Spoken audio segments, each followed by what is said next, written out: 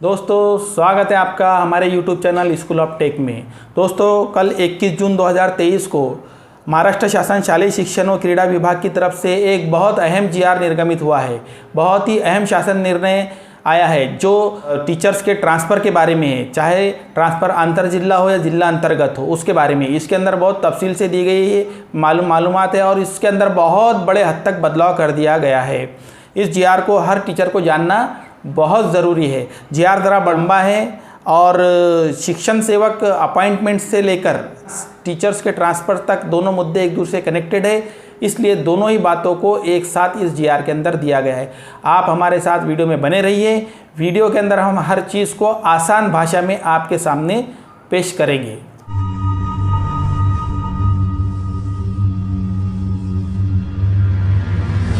दोस्तों ये जीआर आपके सामने 21 जून 2023 का जीआर है। 4 पेज का ये बहुत अहम जीआर है। इसमें शिक्षण सेवक से लेकर टीचर्स के बारे में मालूमात दी गई है और बहुत ही अहम जानकारी इसमें बदली के बारे में, ट्रांसफ़र के बारे में दी गई है। प्रस्तावना के अंदर ये बताया गया है, जिसको हम मुख्तसर आपके सामने पेश करते हैं कि विधानमंडल के जो सदस्य हैं उन्होंने बार बार जो है तो शिक्षण सेवक भर्ती के बारे में विचारणा की हुई है। इसी के साथ साथ रिक्त पद जितने भी है उसको 50% भरने का प्रस्तावना में कहा गया है, जिसकी मंजूरात वित्त विभाग से भी ली जा चुकी है। उसके बाद में 2 नंबर पे दिया गया कि राज्यात प्राथमिक माध्यमिक व उच्च माध्यमिक शाळेतील शिक्षकांचे एकूण 65,000 के लगभग पद खाली है, जिसके अंदर से 30,000 पद जो है अभी भरे जाने वाले हैं। इसके बाद में अहम बात और आगे कही गई है कि शिक्षक अभियोग्यता व बुद्धिमत्ता चाचनी 2017, देखिए यहाँ से जीआर शुरू होता है और यहीं से बदली का संबंध शुरू हो जाता है।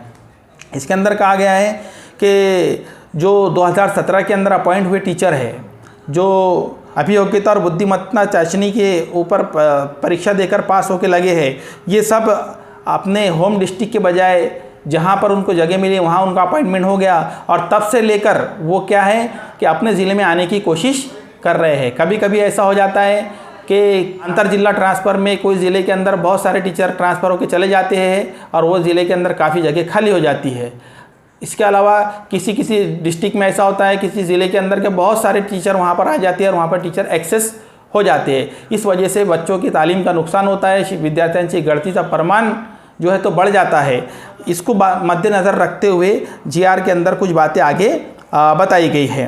तो जो रिक्त पद रह जाते हैं उसके संबंध में शासन को चिंता है की रिक्त पदांवर नियुक्त्या देत असताना काही सुधारित अटी लागू करण्याची बाब शासनाच्या विचाराधीन होती।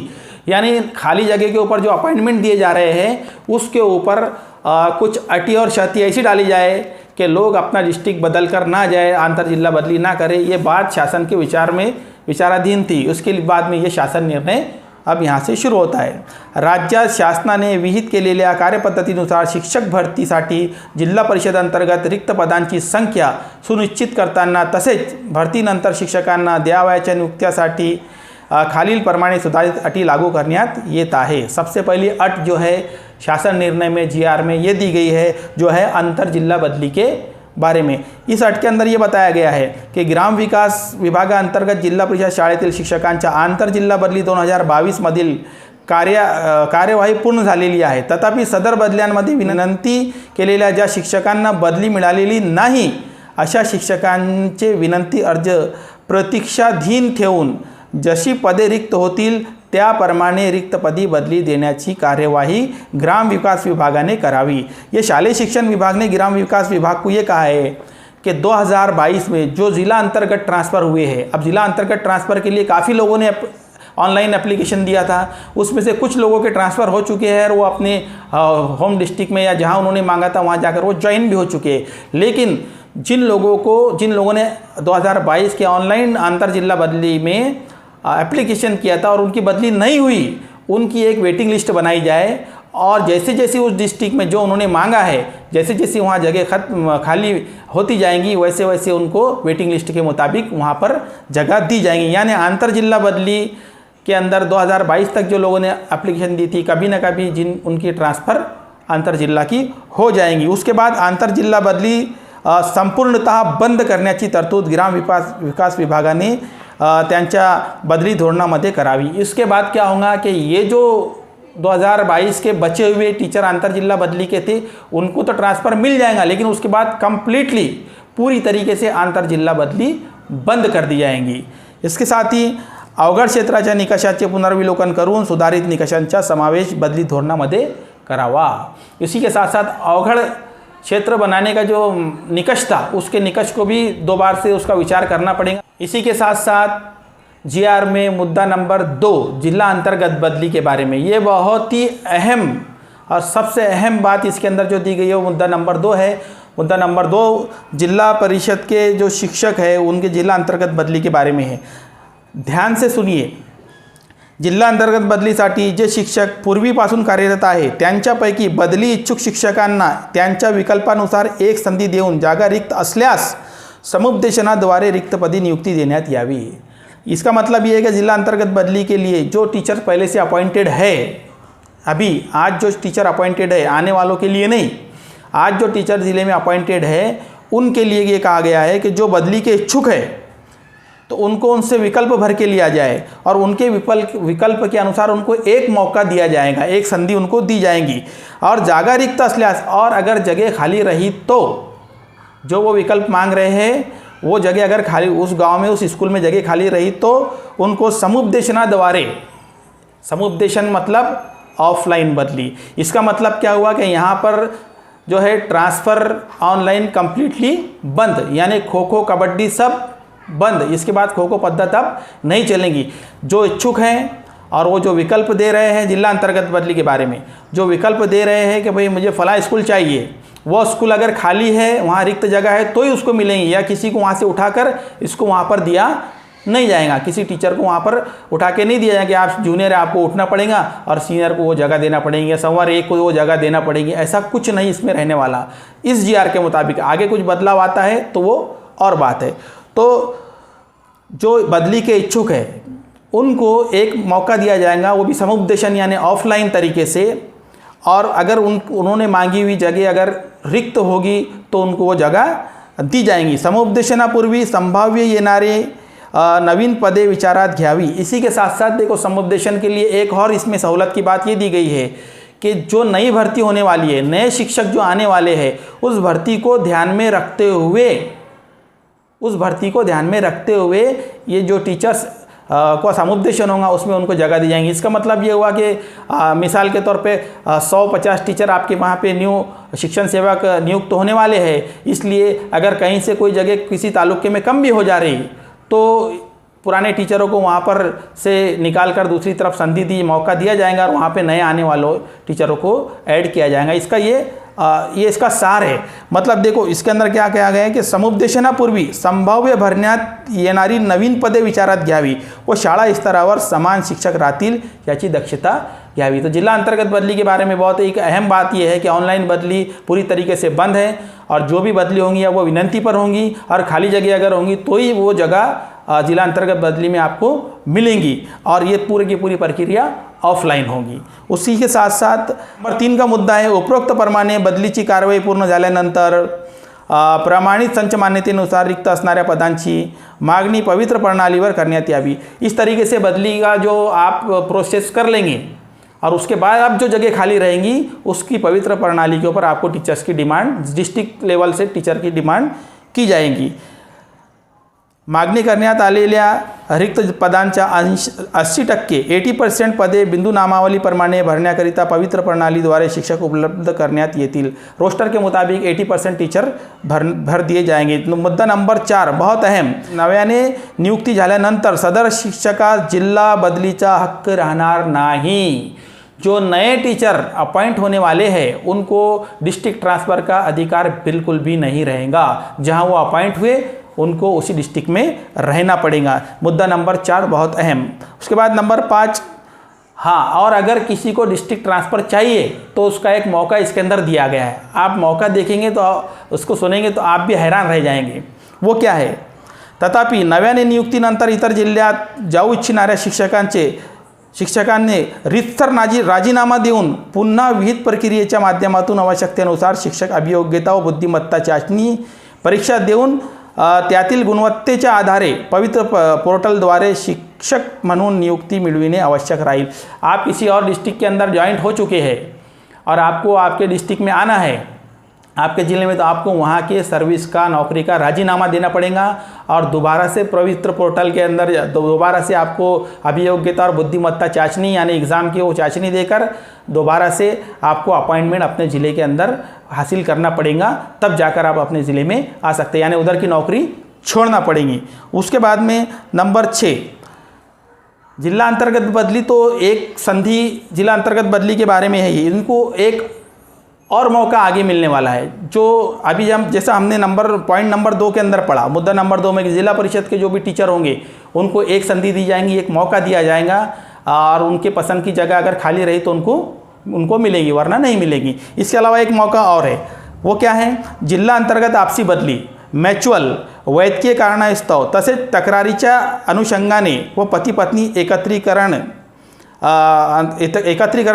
इत्यादि, यानी डिस्ट्रिक्ट के अंदर आपको म्यूचुअल करने का और किसी मेडिकल ग्राउंड पर मेडिकल कारण से आपको ट्रांसफ़र लेने का, उसी तरह किसी की अगर तकरार होती है तो उसकी बदली करने का, या पति पत्नी की एकत्रीकरण का, या अपवादात्मक प्रकरणी करावायच्या बदली संदर्भात ग्राम विकास विभागाने धोरण ठरवावे। कि ये जो टाइप की बदलियां हैं, म्यूचुअल, पति पत्नी और मेडिकल कारण से, इन ट्रांसफ़र के लिए ग्राम विकास ने एक अलग से धोरण तैयार करने के लिए शालेय शिक्षण विभाग ने कहा है। उसके बाद मतलब कि इसकी संधि भी आपको रहेंगी म्यूचुअल वगैरह की, लेकिन उसका धोरण जो है वो आगे ग्राम विकास विभाग की तरफ से तय किया जाएगा और वो आगे आने वाला है।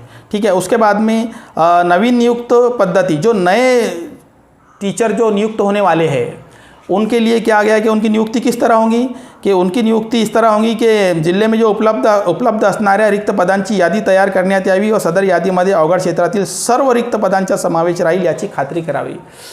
नई जो भर्ती होंगी उस वक्त एक यादी तैयार की जाएगी कहाँ कहाँ पर जगह खाली है और अवघड क्षेत्र की सभी जगह उसमें भरी जाएंगी। लेकिन अपॉइंटमेंट किस तरह होगा, अपॉइंटमेंट इस तरह होगा कि नए जो टीचर शिक्षण सेवक भर्ती के लिए आएंगे तो उनका भी समुपदेशन होगा। उसके अंदर सबसे पहले दिव्यांग शिक्षकों को मौका दिया जाएगा, उसके अंदर भी उनका मेरिट लिस्ट लगाया जाएगा। जो उनका एग्ज़ाम हुआ है बुद्धिमत्ता और अभियोग्यता चाचनी के मार्क्स के हिसाब से दिव्यांग जो टीचर्स है उनका भी मेरिट लगाकर उनको मौका दिया जाएगा। उसके बाद में जो महिला होंगी, उसके बाद महिला टीचर्स को, शिक्षण सेवक को पहले मौका दिया जाएगा स्कूल लेने का, और उसके बाद में आखिर में सबसे जो बचे हुए टीचर्स होंगे उनको जेंट्स को मौका मिलेगा। लेकिन आपस में इनको भी जो मौका मिलेगा उनके मेरिट के हिसाब से मिलेगा। इसी तरह नियुक्ति पत्रामध्ये नोंद करण्यात यावी। 8वें नंबर का मुद्दा यह है कि जो शर्त ट्रांसफ़र के बारे में दी गई है, ये तमाम शर्त, आरटी और शर्त जो है नियुक्ति पत्र में आपको लिख कर दी जाएगी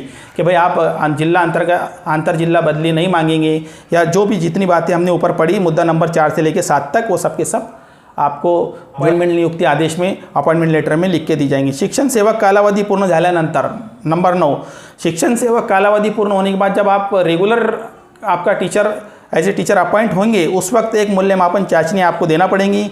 ये चाचनी डाइट और जिला परिषद का शिक्षण विभाग ये दोनों मिलकर ये चाचनी लेंगे। उसके बाद में ये जो चाचनी होंगी इसका जो स्वरूप होगा वो राज्य शैक्षणिक संशोधन और प्रशिक्षण परिषद महाराष्ट्र पुणे आयुक्त शिक्षण ये जो धोरण निश्चित करेंगे उसके मुताबिक इनको चाचनी देना पड़ेगी। उसके बाद ये चाचनी देने के बाद में इसके अलावा सदर समिति, ये जो समिति तैयार होंगी डाइट की और शिक्षण विभाग डिस्ट्रिक्ट की, तो ये समिति क्या करेंगी, शिक्षण सेवा को कंटिन्यू करने से पहले सदर समितीने सादर केलेल्या अहवालास अनुसरून जर काही शिक्षकांसंदर्भात कर्तव्यात कसूर केल्याचे व शिक्षकांसाठी विहित आचारसंहितेचे भंग केल्याचे निष्पन्न होत असल्यास अशा शिक्षकास बदली करणे ही शिक्षा ठरत नसल्याने त्यास प्रथम वर्तणुकीमध्ये स्वतःहून सुधारणा करण्यासाठी नोटिस बजावण्यात यावी। 3 साल के बाद शिक्षण सेवक जब वो समिति के सामने जाएंगे तो पता चलेगा कि इन्होंने कर्तव्य में कोई कसूर किया है या जो आचार संहिता थी उसका उल्लंघन किया है शिक्षण की नौकरी की, तो उनको स्वतः से अपने अंदर सुधार करने के लिए एक मौका दिया जाएगा। अगर वो मौका में वो सुधार नहीं करते तो 6 महीने के लिए उनको डाइट में ट्रेनिंग के लिए वापस बुलाया जाएगा।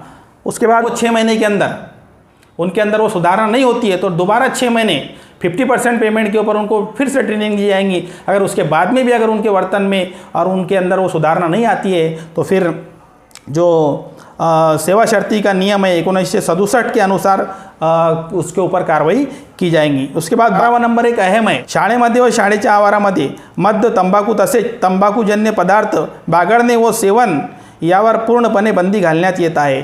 चाहे वो टीचर हो या बाहर का कोई आने वाले पेरेंट हो या स्कूल के अंदर कोई भी आने वाला हो, वो जो है तो तंबाकू, शराब और तंबाकू से बने हुए दूसरे पदार्थ, गुटखा वगैरह खा नहीं सकते। उस पर पूरी तरह सख्ती से पाबंदी की गई है। असे करताना कोणी दोषी आढळल्यास त्याच्यावर मुख्य कार्यकारी अधिकारी जिल्हा परिषद यांच्यामार्फत कठोर कार्रवाई करण्यात येईल। तो ये 12 मुद्दों का जीआर था, ये बहुत अहम जीआर था। इसके अंदर जिला अंतर्गत बदली और अंतर जिला बदली के बारे में हमने आपको बताया है। आपको ये सारी बातें उम्मीद करते हैं कि आसान भाषा में बताने के बाद समझ में आ गई होंगी कि भाई जो अंतर जिला बदली थी, जो लोगों की बदली नहीं हुई, उन्होंने एप्लीकेशन दिया था, तो उनको एक मौका मिलने वाला है। वो इस तरह मिलेगा कि जैसे जैसे जगह रिक्त होती जाएंगी वैसे वैसे उनको जो अपॉइंटमेंट मिलता जाएगा। लेकिन शर्त यह है कि उन्होंने 2022 के ऑनलाइन ट्रांसफ़र में उन्होंने अर्ज किया हुआ होना चाहिए। और जिला अंतर्गत के अंदर बहुत अहम बात, ऑनलाइन बदली बंद, खो-खो पद्धत बंद। सभी बदली के इच्छुक जो है उनको एक मौका दिया जाएगा और वो मौका इस तरह होगा कि खाली जगह को आप मांग सकते, अगर खाली जगह होंगी तो आपको मिल जाएंगी, वरना किसी को उठाकर ज़बरदस्ती उठाकर इधर से उधर किसी को भेजा नहीं जाएगा। इस जीआर के अंदर बहुत सारी बातें अच्छी है और बहुत सारे जो लोग काफ़ी दिनों से अटक के पड़े उनके लिए कुछ अच्छी बातें भी नहीं है। उम्मीद करते हैं कि जीआर का ये जो तफसील है, जो सारांश है, आपको समझ में आया होगा और स्कूल से, ट्रांसफ़र से और इस विद्यार्थी से संबंधित जितने भी विषय है सब पर हमारे चैनल पर हम वीडियो अपलोड करते रहेंगे। अगर आपने हमारा चैनल अब तक सब्सक्राइब नहीं किया तो सब्सक्राइब कर लीजिए और कंटेंट आपको पसंद आए तो इसको शेयर और लाइक भी ज़रूर कीजिए। वीडियो देखने के शुक्रिया। Thank you very much.